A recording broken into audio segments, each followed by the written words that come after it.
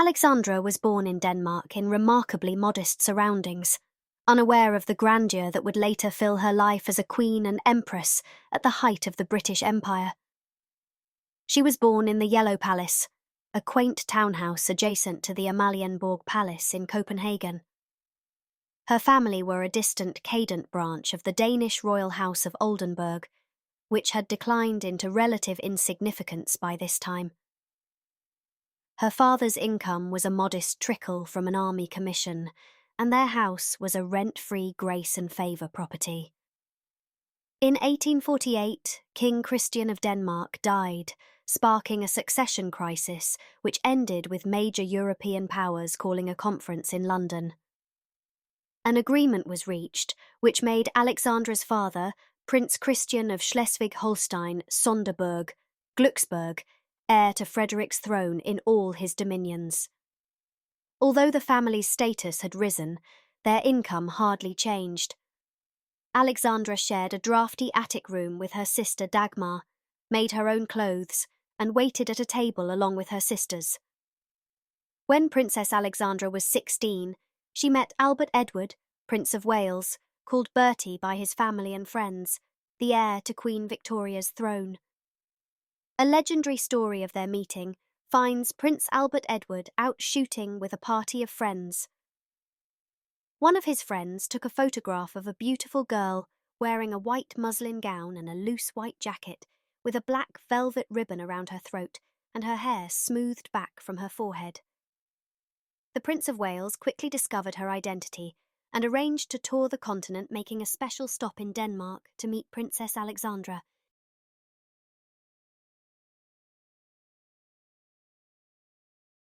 He met her at the Cathedral of Worms in southern Germany, and while he talked to the princess, his personal servant took pity on a shy-looking man wandering around the cathedral. Thinking that the man was part of the retinue of the princess, the servant spent some time chatting with the man.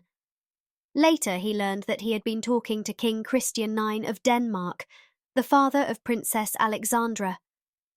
The official story of the meeting of the future King and Queen of England is slightly less romantic. Acting on a request from her parents, Queen Victoria and Prince Albert, Crown Princess Victoria of Prussia, introduced her brother, Albert Edward, the Prince of Wales, to Alexandra on September 24, 1861, in Speyer, a city of Rhineland-Palatinate, Germany. The Queen and King were searching for a suitable wife for their son, Albert Edward, the Prince of Wales, although they didn't consider Alexandra one of their top choices. Queen Victoria had reservations about the suitability of the match, because when the German Confederation invaded and annexed Schleswig-Holstein, Queen Victoria adamantly took the German side, and Alexandra and her family just as adamantly embraced the Danish position. Albert Edward took some time to break off his affair with Nellie Clifton, but finally, on September 9, 1862, he proposed to Alexandra at the Laeken Royal Palace, the home of King Leopold V of Belgium, his great-uncle.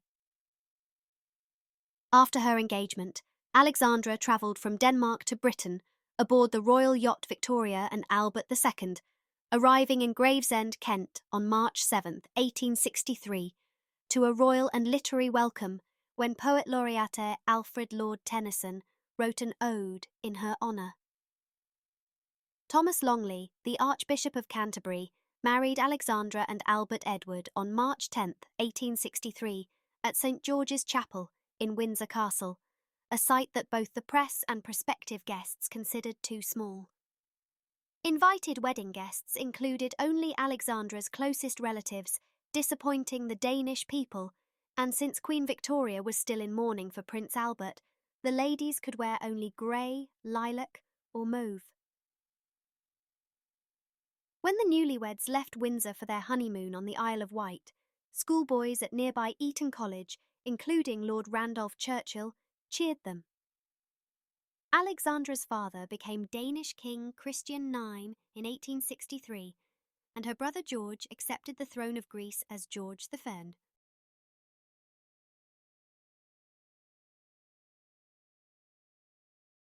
After his marriage, Albert Edward continued his relationships with other women, including Lily Langtry, the actress, Daisy Greville, Countess of Warwick, Agnes Kaiser, humanitarian, American Jenny Jerome, the future mother of Winston Churchill, and society matron Alice Keppel. Alexandra knew about most of her husband's relationships and bore them with dignity, remarking, "He loved me the most." She permitted Alice Keppel to visit Albert Edward on his deathbed. Alexandra remained faithful to Albert Edward. Prince Albert Edward and Alexandra settled into Marlborough House as their London home and Chaussee, Sandringham House in Norfolk as a country retreat. The newlyweds entertained lavishly, and Queen Victoria disapproved what she considered their excessive socialising. Her contemporaries reported that Alexandra was dignified and charming in public and affectionate and fun-loving in private. She enjoyed activities including dancing, ice skating, and she also was a skilled horsewoman and tandem driver. Much to Queen Victoria's dismay, Princess Alexandra also enjoyed hunting, although the Queen unsuccessfully tried to make her refrain from hunting. Alexandra had a small scar on her neck that she hid it by wearing choker necklaces and high necklines, inadvertently setting a fashion precedent that survived for 50 years. A bout with rheumatic fever in 1867 left her with a stiff leg and a limp, but society ladies even copied her limping walk, which came to be known as the Alexandra limp. Alexandra didn't understand money well, and she left managing her finances to her comptroller, Sir Dighton Probyn VC, who performed the same role for King Edward VII. She practiced frugality when she had her old stockings darned for reuse and recycled her old dresses as furniture covers, but when her comptroller protested her more extravagant spending, she would wave her hand or pretend that she had not heard the complaints. Edward VIII, Queen Alexandra's grandson, who would later become the Duke of Windsor, summarised her attitude about money when he remarked that her generosity embarrassed her financial advisers, because whenever she received a letter asking for money, she would immediately send out a cheque without investigating the organisation or people requesting the funds.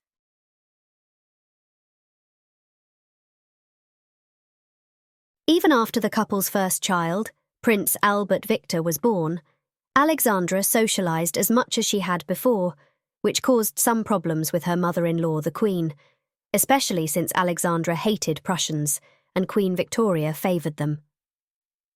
Although the two women were genuinely fond of each other, the relationship between Alexandra and her mother-in-law, Queen Victoria, could at times be strained.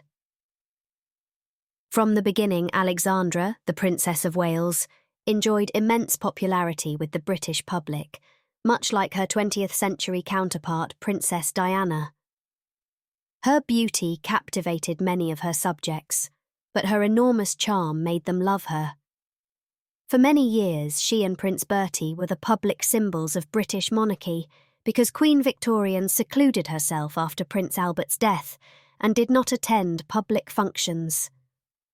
Queen Victoria did not give the Prince of Wales any real responsibility, forcing him to serve his country in indirect ways and perhaps encouraging his womanising. As the years passed, Alexandra endured her husband's philandering with dignity, which further endeared her to the British public. For a long time, Alexandra was the most popular member of the royal family, and at times the crowds would cheer her and boo the Prince of Wales. Queen Victoria must have noted this, and perhaps resented her daughter-in-law's popularity.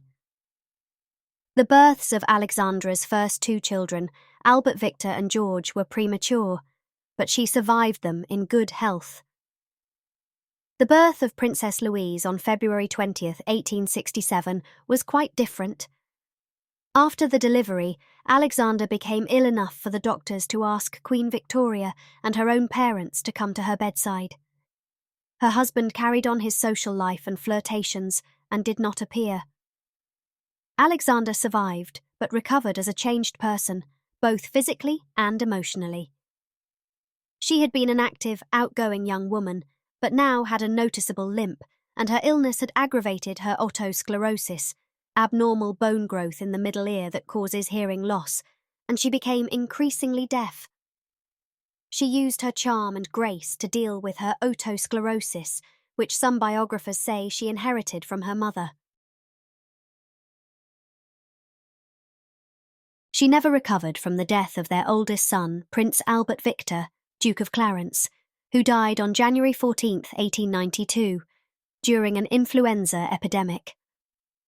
Much like her mother-in-law Queen Victoria did for Prince Albert, Alexandra left her son's room and possessions exactly as they had been the day he left them. In 1894, her brother-in-law Alexander III of Russia died, and her nephew Nicholas II became Tsar. Alexandra travelled to Russia to support her widowed sister Marie, Sophie Frederica Dagmar, or Maria Feodorovna, Empress of all the Russias, as she was known in Russia.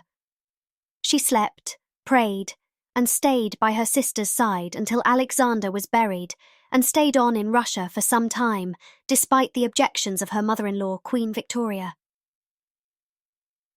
The death of her mother Queen Louise of Denmark in 1898 added to her mourning. After Queen Victoria died in January 1901, Albert Edward became King Edward VII, and Alexandra, his Queen Empress consort. In March 1901, the King and Queen's son George and their daughter-in-law Mary embarked on an extensive tour of the empire, leaving their young children with their grandparents. While George and Mary toured the empire, Edward and Alexandra prepared for the coronation of Edward Albert as King Edward VII in June 1902. A few days before the coronation, King Edward became seriously ill with appendicitis, and Alexandra stood in for him at a military parade and attended the Royal Ascot races in his place so the public wouldn't be alarmed at his absence. The coronation was postponed, and Dr. Frederick Trevis of the London Hospital operated on Edward to drain his infected appendix.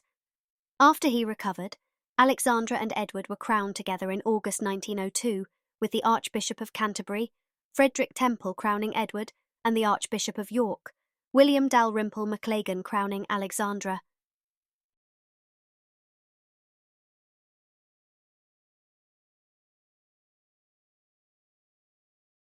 In 1910, Alexandra set a precedent when she became the first Queen Consort to visit the British House of Commons during a debate.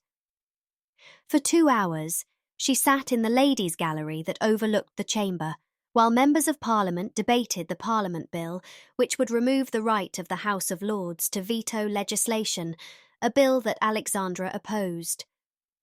A few weeks later, while Alexandra visited her brother, King George III of Greece in Corfu, her family sent her word that her husband had been stricken with several heart attacks. She arrived home on May 5, 1910, and on May 6 she personally administered oxygen from a gas cylinder to help him breathe. King Edward VII died on May 6, 1910. Queen Alexandra observed that she felt like she had been turned into stone, unable to cry, unable to grasp the meaning of it all. Edward VII and Queen Alexandra's son George became the new king, and later in the year Queen Alexandra moved out of Buckingham Palace to Marlborough House, keeping Sandringham in Norfolk as her residence.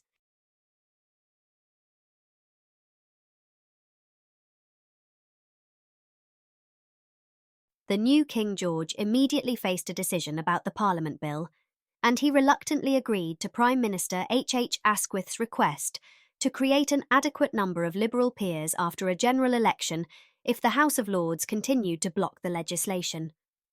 Although she opposed the bill, Alexandra supported her son.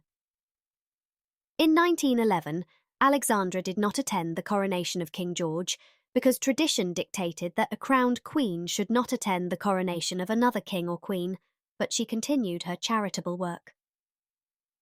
World War I only intensified Alexandra's dislike and distrust of Germans.